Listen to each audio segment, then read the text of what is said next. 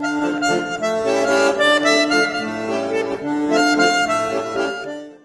honen lehenengo hiruhilabetekoa amaitzar daukagunean esan behar dut oso emankorra izaten nahi dela.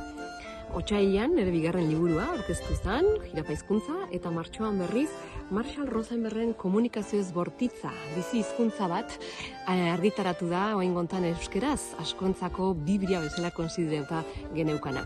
Txatxilipurdi elkartea izan da, erronka hau hartu zuna, eta urte terdiz lanean aritu ondoren, euskaldunok beste altxor bat daukagu esku artean.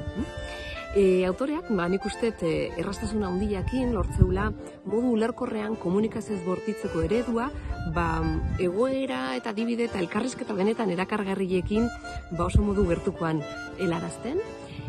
Komunikazioz bortitza ez da metodologi bat, gatazka konpontzen lagunduko diguna bakarrik, baizik, norbere eta ingurukoen gan dagoen jarrera begirada goxo eta ulerkor batetikan denon beharrak zainduko ditun paradigma berri batea eramaten gaitu.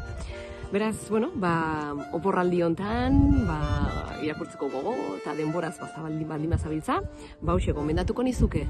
Ze, bai neregan eta bai inguruko askoengan, barruan zerbait markatzen horietako liburu bat izan dalako. Eta oingoan gaina euskeraz.